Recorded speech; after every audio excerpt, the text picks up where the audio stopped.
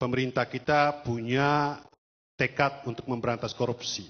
Dan korupsi yang sekarang ini saya kira mesti lebih fokus pada grand corruption, pada elit-elit politik. Dan apa yang diungkapkan oleh Nasaruddin dalam pemberitaan, apa yang kita diskusikan ini mestinya, dan juga yang disampaikan media, mestinya menjadi dorongan bagi elit pemerintah sekarang untuk melakukan tindakan korupsi. John Valeri.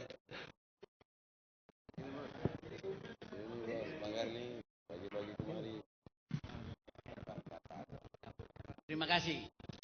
Saya pertama-tama saya ingin sampaikan bahwa saya sangat sependapat dengan Pak Budiarto tadi mengenai apakah pers, TV dan sebagainya yang memuat berita mengenai Nasaruddin apakah salah atau tidak.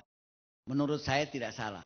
Dalam undang-undang pers pun jelas disebutkan bahwa pers nasional berkewajiban memberitakan peristiwa dan opini dengan menghormati norma-norma agama dan rasa kesusilaan masyarakat serta asas praduga tidak bersalah. Sekarang menyangkut mengenai kasus Nasaruddin. Banyak saya lihat sarjana dan pendapat-pendapat yang mengatakan bahwa keterangan yang diberikan oleh Nasaruddin baik melalui SMS maupun BBM dan melalui telepon itu belum dapat dipercaya apakah Nasaruddin atau tidak. Dengan adanya Skype yang dilakukan oleh saudara Iwan Paliang dengan Nasaruddin, jelas secara visual sudah jelas itu adalah Nasaruddin. Jadi semua pemberitaan itu berasal dari Nasaruddin.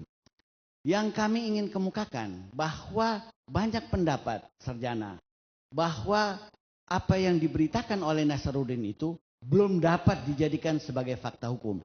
Saya sependapat, belum dapat dijadikan fakta hukum. Tetapi seharusnya sudah dapat dijadikan bukti awal. Sebagai bukti awal bagi KPK untuk mengusut nama-nama orang atau bukti-bukti apa yang disebutkan oleh Nasaruddin. Tetapi karena KPK ada yang terlibat dalam hal ini yang disebutkan Nasaruddin, sebaiknya kejaksaan atau polisi yang melanjutkan pengusutan itu atau dibentuk tim independen untuk mengusut supaya objektif, fair trial. Oke. Ya. Kalau tidak dilakukan demikian, saya kira masalah ini juga tidak akan selesai. Baik. Satu lagi Pak Bakar. Dan keempat, bahwa Nasaruddin berani datang ke Indonesia kalau ada jaminan. Yang satu-satunya orang yang bisa menjamin adalah Presiden SBY. Baik. Saya yakin Nasaruddin akan datang. Baik. Terima kasih. Jarebi, ini kesan. Halo, assalamualaikum warahmatullahi wabarakatuh. Saya ingin Australia. Ya, saya dari Universitas Melbourne di Australia. Saya cuma ingin memberikan sedikit komentar mengenai sistem politik ekonomi di Indonesia gitu. Yang pertama saya rasa mungkin media massa di sini sebetulnya mengalami keterlambatan atau lag effect. Jadi mereka sebetulnya kejar-kejar informasi terus mengenai deal-deal informal ini yang berlangsung gitu. Tapi sebetulnya memang permainan politik ekonomi di sini bisa diibaratkan sebagai istilahnya lapangan tenis besar. Semua pelaku itu mengerti aturan mainnya ada, sanksinya kuat gitu. Jadi sebetulnya saya rasa yang merupakan tujuan utama dari permainan ini memang dana-dana yang disebutkan tadi gitu. Jadi mungkin 2004 sampai 2009 sebetulnya sumber-sumber pendanaan koalisi yang berkuasa itu sebetulnya mantap gitu.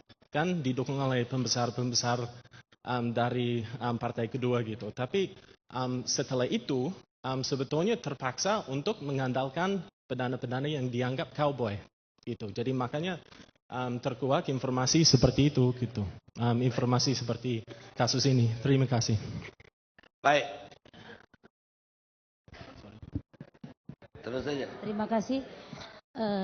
Saya menyampaikan sedikit bahwa kalau menurut saya yang salah itu bukan pers atau media, Pak. Yang salah itu adalah penegak hukumnya. Yang mereka punya kewenangan untuk melakukan penindakan dari dulu. Itu keterlambatan KPK sendiri. Mereka harus bertanggung jawab terhadap hal itu. Dan yang kedua, Partai Demokrat itu jangan merasa sok bersih semua, Pak.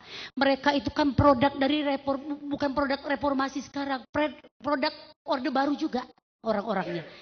Jadi kalau dia dibilang mereka itu bukan malaikat. Jadi orang di dalamnya tidak semua tahu apa yang dilakukan oleh Nazarudin, apalagi oleh beliau itu tadi. Nah, sudah tidak rahasia umum kalau pemilihan ketua umum itu bagaimana.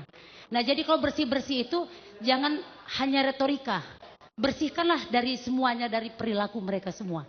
Itu maksud, terima kasih. Kalau kita bicara sekarang tentang salah atau tidaknya PES memberitakan Nazarudin. Karena itu siaran langsung, jadi PES tidak bisa disalahkan. Kemudian tentang pembuktian, soal bukti alat elektronik tadi, itu hanya bukti petunjuk menurut pasal 284 KUHP.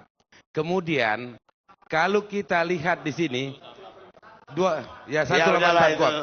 184 KUHP. Kemudian di sini, kita sebenarnya, saya sebagai anak bangsa, Bang Karni, mau berpesan kepada presiden saya yang tercinta SBY. Uruslah negara. Jangan mengurus Nazarudin sendiri. Jadi komentar-komentarnya urus negara saja. Biarkan karena ada menteri-menteri komunikasinya untuk membahas ini. Dan ada kabinetnya. Baik. Ya, gini. Jadi begini. Logika itu juga bisa harus dijadikan sebagai alat berpikir kita yang melihat kebenaran ini. Ya, nah logika yang sederhana saja bahwa kenapa sekarang Nazarudin dijadikan tersangka, Pak? Itu karena keterangan dari seseorang, entah kalau nggak salah si Rosa atau yang lain-lain lah, atau juga mungkin dari Anas dan lain sebagainya juga, sehingga menjadi tersangka. Nah pertanyaannya, kenapa yang dari Nazarudin omong kok nggak bisa dijadiin tersangka? Nah, ini KPK sampai hari ini belum menjadikan tersangka kepada orang-orang yang disebut oleh Nazarudin. Sementara ya soal alat bukti kan diperiksa dong, minimal diperiksa dulu. Nah, kenapa nggak diperiksa? Ini logika kita. Kemudian yang kedua, soal keuangan, itu yang Bang Karni bilang bahwa ini sudah jadi asumsi, bahkan ini sudah jadi fakta umum. Partai-partai kalau demo mau muktamar atau mau kongres, pasti keluar uang itu. Nah diakui oleh Pak Mubarok sekedar transport. Nah berapa itu transport itu? Itulah uang dibayar. Kemarin aja saya berani sebut P3 itu baru muktamar, itu duit keluar Pak. Per orang bisa dapat 50 juta. Dari konteks yang mau jadi ketua umum. Ada. Ini ada faktanya saya. Ada orang P3. Ada orang P3. Iya. Jadi ini pengakuan P3. Bisa. Itu, Okay. nah, itu contoh fakta umum bisa. Mari kita buktikan. Kalau Baik. kalau itu dia nggak suka, dia bisa bongkar kita. Saya kesempatan bongkar bahwa itu fakta ada. Kalau dia nggak berani nuntut saya, berarti memang benar adanya begitu. Baik. Begitu. Pemirsa dan khususnya teman-teman saya, para wartawan dimanapun berada, bahwa hampir semua peserta mengatakan pers dalam ini tidak salah. Artinya baik etika maupun hukum, walaupun ada satu dua yang bertahan bahwa itu salah. Saya hanya mau membacakan kali ini, bukan filosof, bukan sastrawan, bukan penyair, Al-Quran. Untuk mengingatkan kita semua. Agar hati-hati dalam narasumber. Wahai orang-orang yang beriman, jika seorang fasik datang kepada kamu, membawa satu berita, maka telitilah lebih dahulu kebenarannya. Agar dengan demikian, kamu tidak mencelakakan satu kelompok. Karena kecerobohan akan menyebabkan kamu menyesal. Demikian pemirsa, kita ketemu di acara yang akan datang.